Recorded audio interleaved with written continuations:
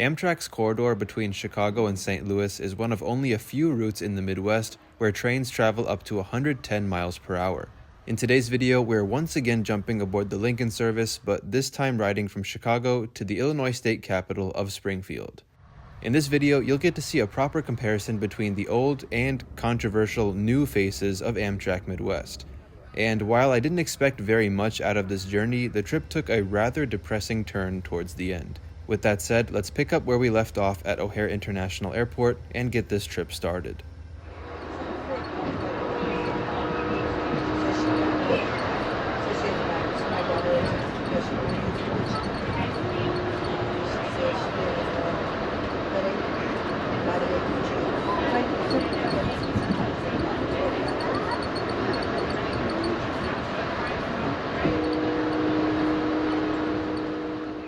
Good afternoon from O'Hare's Terminal 3, where I've just landed on a Spirit Airlines flight from Tampa.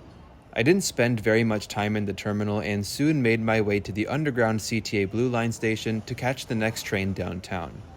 To my pleasant surprise, all three trains at the station were the new 7000 series train sets that CTA recently acquired, and this was my first time riding one. The train was full, so I didn't film very much, but these cars definitely felt a lot newer, cleaner, and even felt like they were riding smoother. Eventually, I decided to get off at Jefferson Park and transfer to Metra's Union Pacific Northwest line because I felt like it. The Metra platforms at Jefferson Park are elevated, so you have to take 2 escalators to get up there, but the signage is pretty straightforward. On top of the $5 that I paid for the Blue Line, this one-way Metra ticket downtown cost $3.75, but I didn't mind because I prefer Metra a whole lot more, and that's not meant to be disrespectful to CTA in any way. Now, this train only had 4 cars, which for Metra's second busiest line on a Friday evening was pretty surprising. Needless to say, the train was packed full, and I ended up riding in the vestibule right by the door for most of the 15 or so minute run downtown. Now, one of the main reasons why I like riding Metra, and especially the Union Pacific lines, is because Metra still operates so many of the iconic EMD F40PH locomotives. If you're a true rail fan, you'll know that these are true classics, and seeing so many still in active service is super cool. Most of Metra's examples are over 40 years old, but still, Metra has opted to rebuild much of its F40PH fleet to the Dash 3 variant. Unfortunately, 13 of the original F40PH-2s listed here are in the process of retirement, so they're getting increasingly rare to spot. But lo and behold, one of the Dash 2s was pushing our train this evening, number 161, named after the western Chicago suburb of Wheaton, Illinois. Now, the F40s were given the nickname Screamers because of how ridiculously loud the engines are. And it's true because, I kid you not, standing next to one of these things running for even 1 minute is gonna start hurting your ears. Metra's 3 Union Pacific lines operate from Ogilvie Transportation Center, but because we're taking Amtrak tonight, we need to reach Union Station. Many don't realize this, but Union Station has an entrance literally right across the block from Ogilvie Station. Literally, as soon as you exit Ogilvie, turn left to head east on Madison Street. All you have to do is cross Canal Street and you'll find this rather lesser-known entrance to Union Station. The stairs lead directly onto Metra's Milwaukee District Line platforms, so most people using this entrance are commuters on those trains. And speaking of which, here's one of the Milwaukee District trains heading out right now, led by one of Metra's brand new EMD SD70 MACH locomotives, which were originally freight engines, but Metra bought 24 to be converted to passenger usage. Anyway, once you take the stairs from Madison Street down onto the platforms, just keep walking straight as you'll eventually enter the station concourse. I only had about 30 minutes before boarding, which was fine because I didn't need to spend much time in the station anyway, so I bought some dinner for later and then made my way to the Amtrak gates for boarding. This evening, I'm on train 307, the 7:15 p.m. Lincoln service to St. Louis, which I also rode last year. However, this time, instead of getting off in Bloomington Normal, I'm staying an extra hour down to Springfield. As we boarded on track 18, I was happy to see that 2 tracks over on track 22 was the southbound city of New Orleans, which would be my train if I was going straight back to Champaign. The Lincoln service trains operate with a mix of Siemens Venture cars and the older Amfleet and Horizon cars. The Venture business class cars haven't technically been cleared for proper business class service, so for now some cars are actually being used for extra coach seats. This evening, all Bloomington passengers were assigned this car, but stay tuned because we'll get the chance to tour it later. Thankfully, Springfield passengers were assigned one of the older Horizon fleet cars, which have much comfier seats. Now, it turns out that we're in coach number 54519, and that's the exact same coach featured in my recent Amtrak Superliner bedroom video, because it just so happened that our train that day was bringing this coach back to Chicago from New Orleans. The older coach seats in these Horizon cars come with a large tray table that can also be extended towards you, along with a decent seat pocket. Unlike the Superliner coaches, there are no footrests, but there are also 2 power outlets by the windows and reading lights above your head.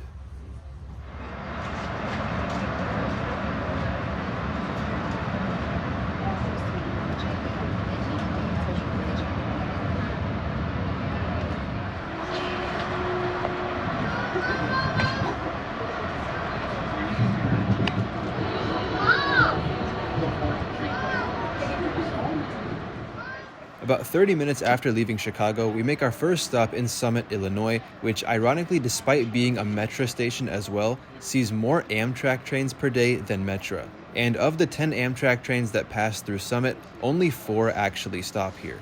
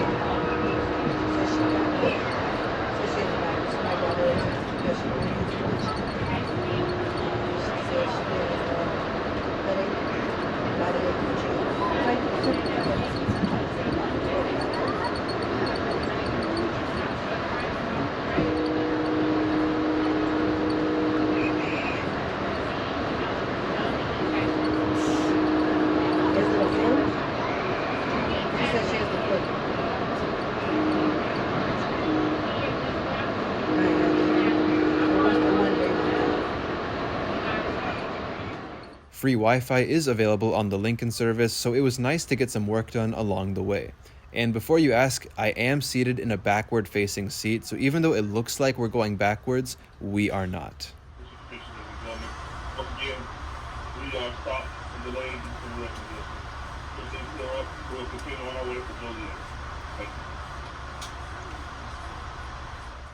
The cafe car was eventually opened for service, but you know Amtrak food isn't that great, so I didn't bother checking it out. Instead, dinner for tonight was a Jersey Mike's sandwich that I had bought in Union Station beforehand.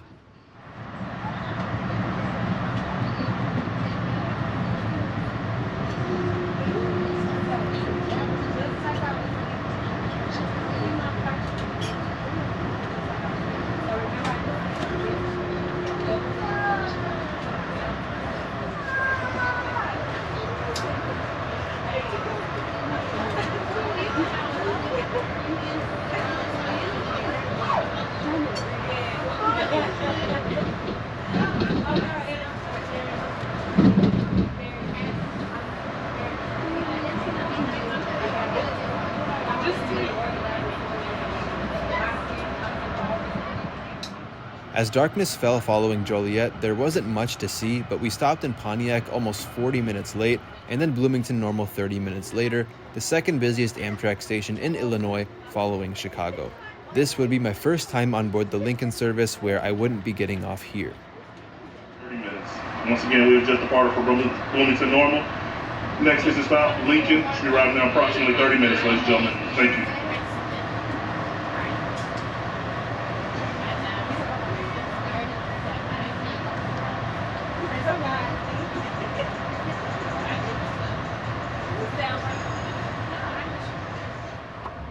Once all the Bloomington passengers got off, the Venture business class car next door was completely empty, offering a great chance for me to tour it for the first time.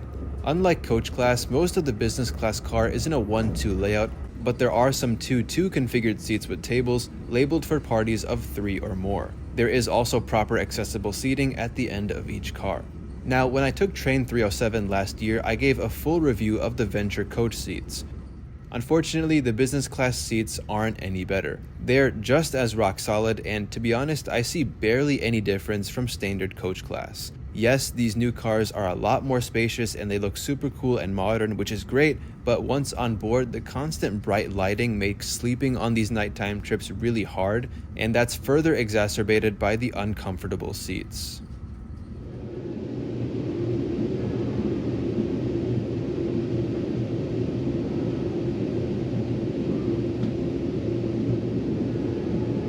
Attention ladies and gentlemen, this last stop was Lincoln. Next stop will be Springfield in about 30 minutes. About 10 minutes after departing Lincoln, I got the following text message from Amtrak that made me jump for a second. I'll explain more once we get to Springfield. Ladies and gentlemen, Springfield is your destination. Start to gather your personal belongings and make your way towards the nearest exit. 2 doors will be opening here in Springfield, ladies and gentlemen. If you do not see your phone clear that door will not open. Once again, we are now arriving at Springfield, and Springfield is your destination.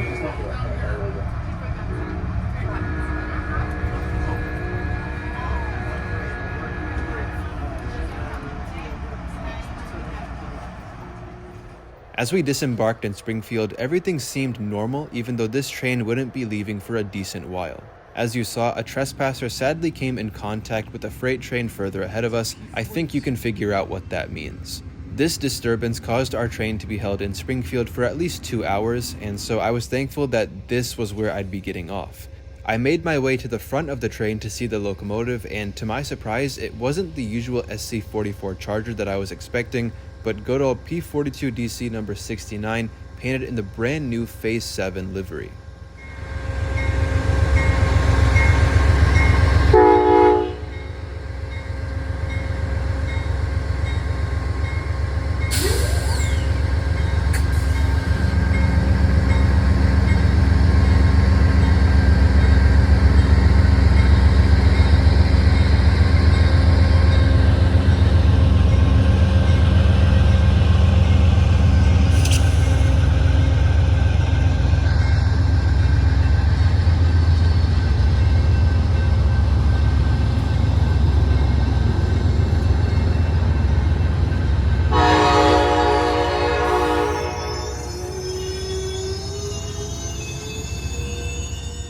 While waiting for my Uber, I overheard the conductors announcing that the train would be held in Springfield. Thankfully for the passengers, the doors were opened and passengers were able to get off during the extended layover.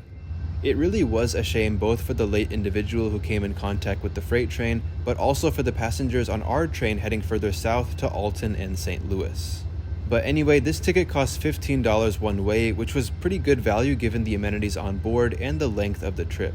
It was an overall pleasant journey, and if you're wondering what ended up happening later, this train did end up departing and got to St. Louis around 2.5 hours late that night. Later on, after I picked my car up from the airport, I made a slight detour back to the station to see the train one last time before heading back to Champaign. With that, thanks a lot everyone for watching, and I hope you enjoyed it. Until next time, take care, and I will see you later.